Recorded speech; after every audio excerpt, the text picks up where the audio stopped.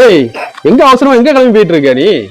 ஓட்டுக்கிட்டு வராங்கல்ல, அதனால அவங்க பாக்க போறேன். ஓட்டுக்கிட்டு வராங்க, போய் பார்க்க போறியா?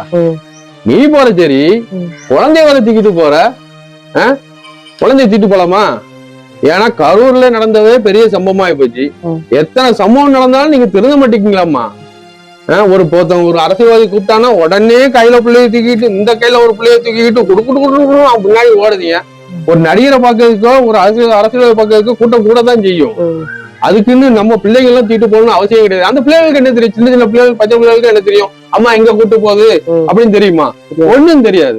நீங்க மாட்டி தூக்கிட்டு ஓடுதீங்க கூடுன்னு. அந்த கூட்டம் நிறுத்தல. அதுக்கப்புறம் ஏதாவது ஒரு சம்பவம் நடந்துட்டு ஐயோ என் பிள்ளை போச்சா பேசுவோம். அப்ப அதோட போயிடுவாங்க. என்னைக்குமே ஒரு சம்பவம் நடக்குன்னா அதுக்கு முழுவதும் காரணம் வந்து நம்மளாலதான் இருப்போம். முதல்ல வீட்டுல சொன்னியா நீ? பாத்தியா, இதே இப்ப தப்பு. வீட்டுல சொல்லாம போலாமா?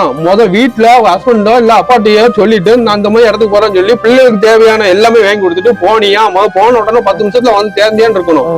எந்த கட்சிக்காரங்க எந்த கூட்டத்துக்கு போனாலும் வந்து பிள்ளைங்களை கூட்டு போற பழக்கத்தை அடியோட நிப்பாட்டுங்க. அதுதான் உங்களுக்கு நல்லது.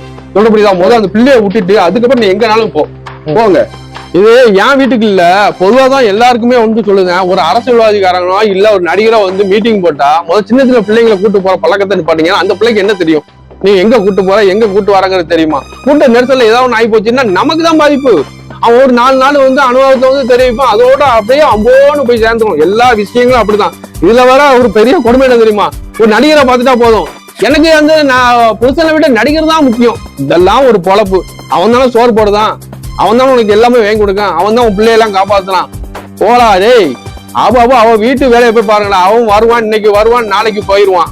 அதுக்கப்புறம் இந்த அரசியல்லாம் வந்து ஒரு 5 வருஷத்தோட முடிஞ்சிடும். அதுக்கப்புறம் அடுத்த எலெக்ஷன்ல தான் அவங்களாம் பார்க்க முடியும். என்னை பொறுத்தவரை சின்ன சின்ன பிள்ளைங்களை கூட்டு போற பழக்கத்தை இதோட நிப்பாட்டுங்க. இது வந்து நமக்கு தான் சேஃப்டி, நம்மளுடைய சேஃப்டிக்கானதான் சொல்லுங்க. புரிஞ்சுக்கிடுவேன்னு நினைக்கிறேன். புரிஞ்சுக்கிடுங்க.